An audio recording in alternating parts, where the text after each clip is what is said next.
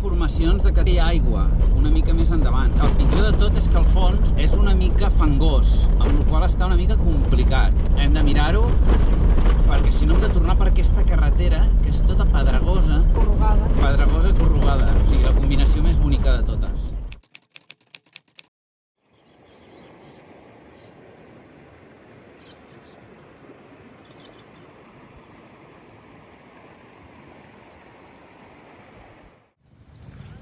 Una activitat frenètica.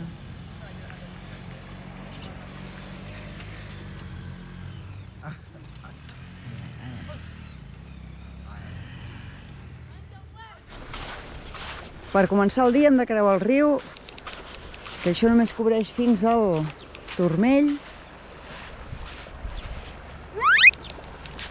Aborta, aborta, aborta missió. Tira cap endarrere. Que estàs a punt de... No, que estàs a punt d'entrar. Socavón. Mare de Déu. Mira que l'he avisat, Per allà completament.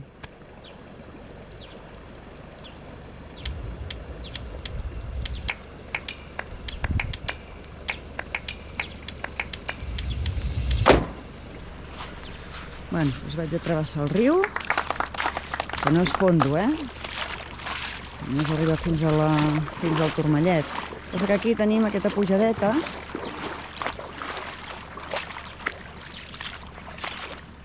A veure...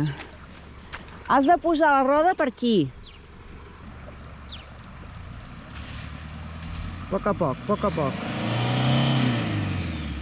Posa la marxa.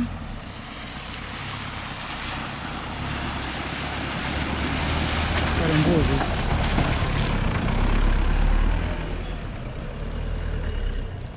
Bé, en fi, ho heu vist, no?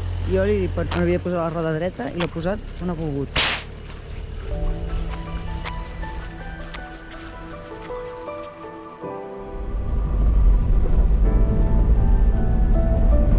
Una bona pista off-road pel dematí, perfecte per despertar-se, millor que el cafè. Sí, perquè el cafè ens estem quedant sense, amb la qual cosa que ens inventem alguna cosa.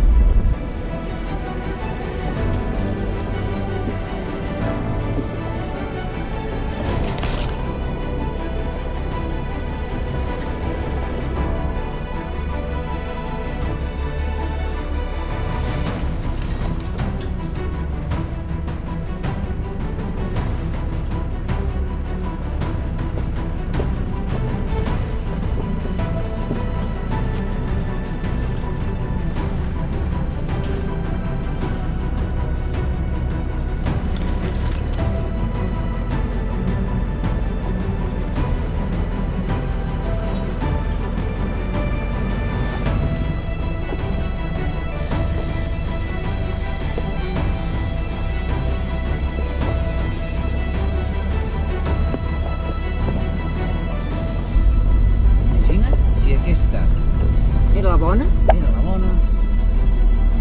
Va ser la dolenta.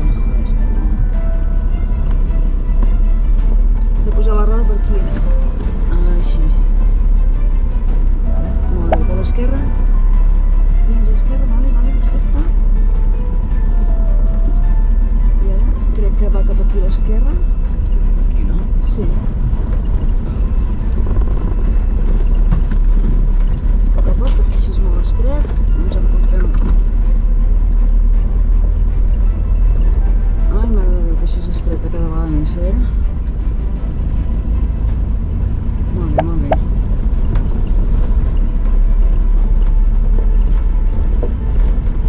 Molt bé. Sí. Bueno, perquè som estretets, al final. Gira. Molt bé. Aquell costat estava impossible, jo el que no sé... Bueno, clar, el camió no fa així, amb la seva presència, diguéssim. Clar, el camió té les rodes molt grans. Gira aquests troncs d'aquí. Molt bé. Gira. Però he de girar abans, perquè si no em porto per darrere. No sé si aquesta ruta m'atreveixo a fer-la amb turistes. No ho sé. Però bueno, això és aventura, no? Sí, home. Però hi ha nivells de dificultat i nivells, A veure, un moment... Home, que no passem. Sí, no, però per aquí sí. Pel de dalt.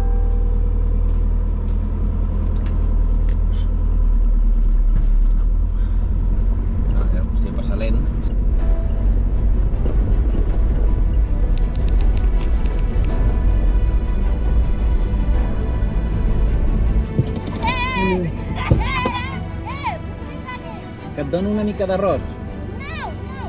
No vols arròs? Massa? Sí, he fet una roda per aquí a la dreta. Ja ho trobaria ja. Per la dreta? Sí. Més a la dreta, més a la dreta.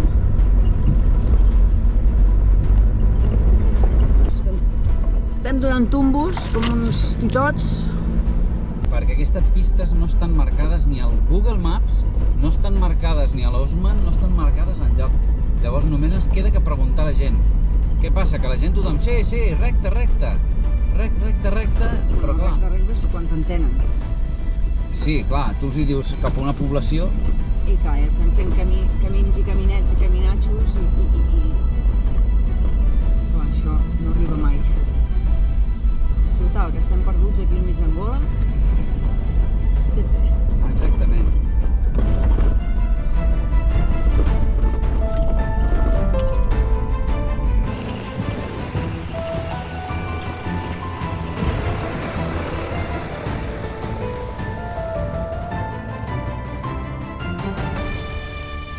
Que està pujant, tio. Estem a Tundabala, que és un mirador. Hi ha uns penya-segats i en principi s'hauria de veure tota la part de la comarca de Lubango a sota. Però, com podeu veure, estem només damunt dels núvols. Ja no es pot veure res més.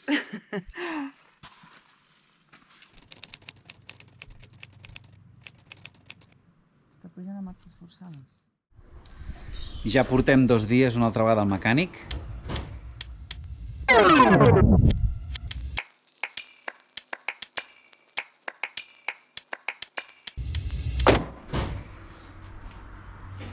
Fa un soroll terrible, fa un clac, que no podem anar. A més ens surt un fallo al motor, que és el número 112, ens diu que hi ha un tema de revolucions. Segmentos estão colados.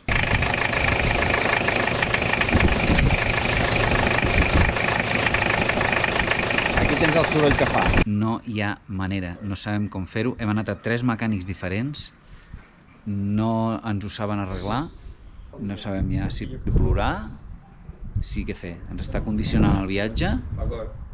ja d'una manera Então, desesperada. També, clar, diuen, no, aneu fins a Namíbia, però a Namíbia passa el mateix. Perquè això hauríem d'arribar a Windhoek si de cas i tampoc t'asseguren que ho arreglin.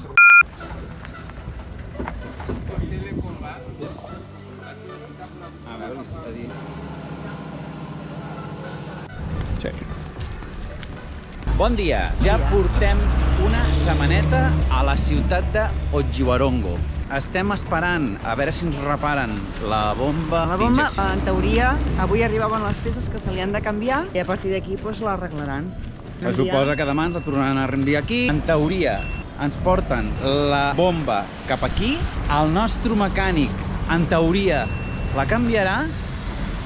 Suposem que demà o demà passat. Ja no sabem el que passa, però estem molt decebuts i molt tristos, la veritat. Bon dia, seguim aquí al mecànic. Avui primer canviarem l'oli, a veure si hi ha virutilles. Bueno, i si no, l'havíem de canviar igual perquè ens van posar un oli que no era. I després mirarem el tema d'injectors. Els vam arreglar, però no acaben de funcionar bé. Avui ho tornarem a provar. I ara us ensenyo el que suposem que és el problema, els injectors. Per si no heu vist mai un injector, és així. Per aquí surt la gasolina. I el que fa és pulveritzar-la. Anem. Sí.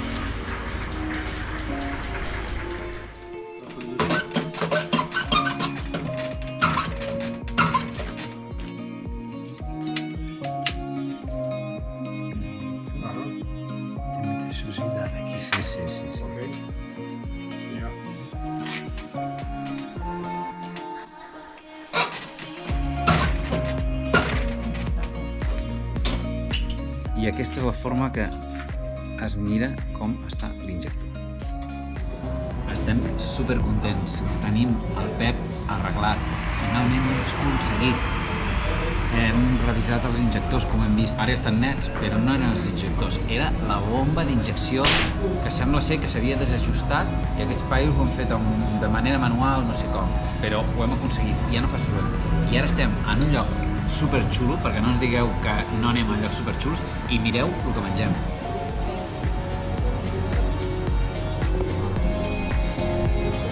Cara de felicitat.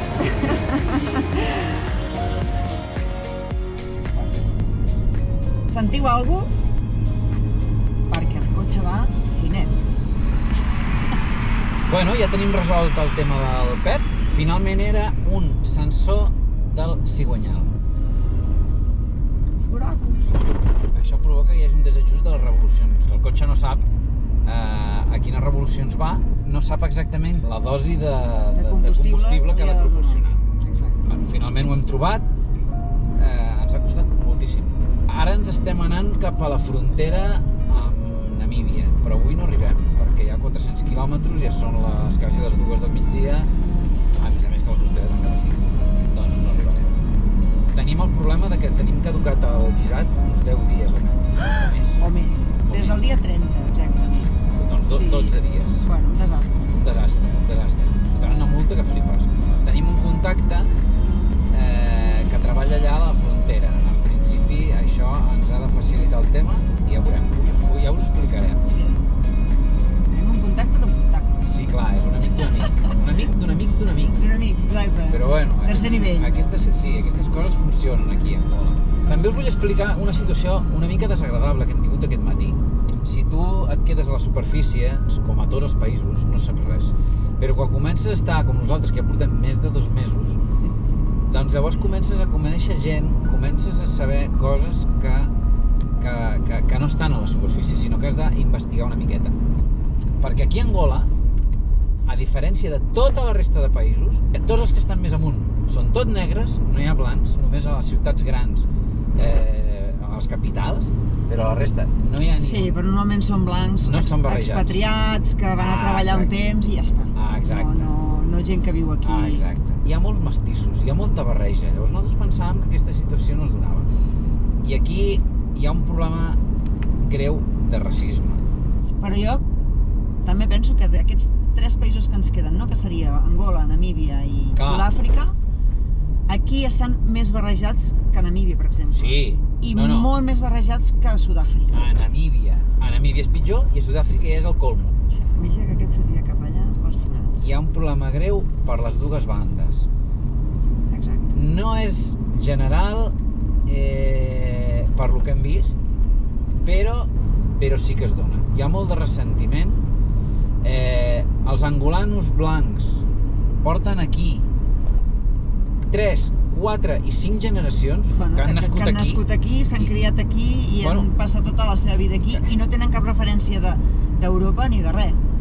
Però resulta que els blancs i negres és igual, entre uns i els altres hi ha una mica de racisme, o molt, hi ha racisme. Us explico tot això, perquè aquest matí hi ha hagut una situació, o sigui, el mecànic que hem tingut, que amb nosaltres s'ha portat d'una manera excepcional, o sigui, ens ha cuidat, ens portava i ens tornava al puesto, han anat amb nosaltres a buscar totes les peces, ha regatejat el preu de totes les peces amb nosaltres, tot, fins al punt que no ens ha cobrat. O sigui, al punt que no ens ha cobrat. I porta 3 dies treballant. Sí, ha estat hores, Hem insistit diverses vegades i no hi ha hagut manera que ens cobrés. El mecànic ens portava, ha girat en un lloc on no es podia, realment. Ho ha fet amb molt de compte i molt lent, perquè aquesta és la veritat també. Però venien unes motos i ells no frenen mai. No frenen mai.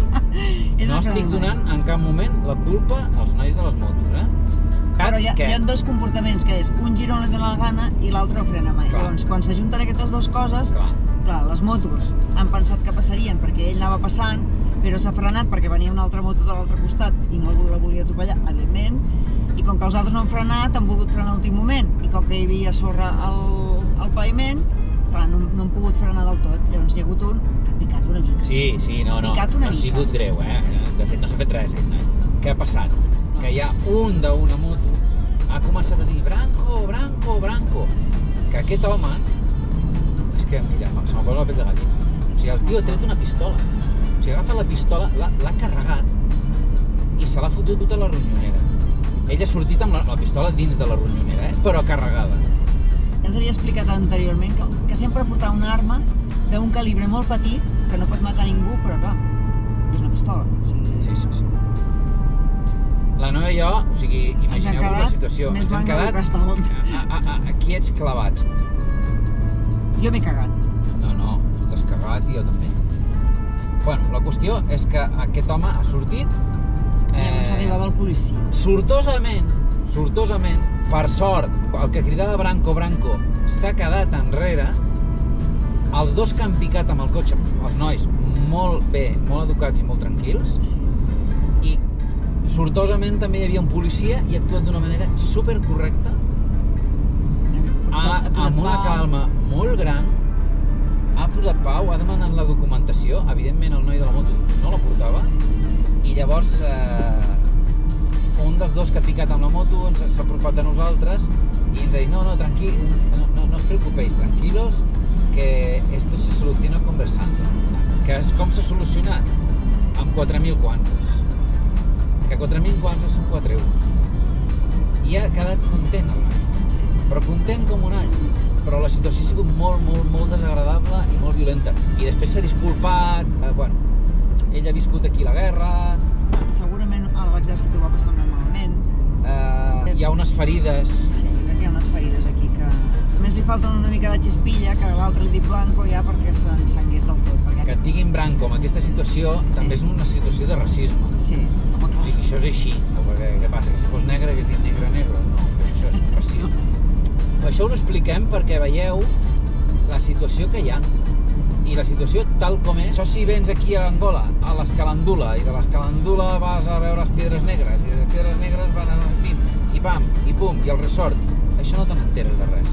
Però si vas visitant gent d'ONGs... Trencant el cotxe per tot arreu i haver d'anar a 20.000 mecànics i estar 15 dies a cada lloc. I gent que ha contactat amb nosaltres per Instagram, està tot. No s'aguanta ja. Doncs ja està, ja us he explicat. Ara ens anem cap a la frontera de Namíbia i demà entrarem a veure si ens cau una multa o no. A veure si podem passar o no podem passar.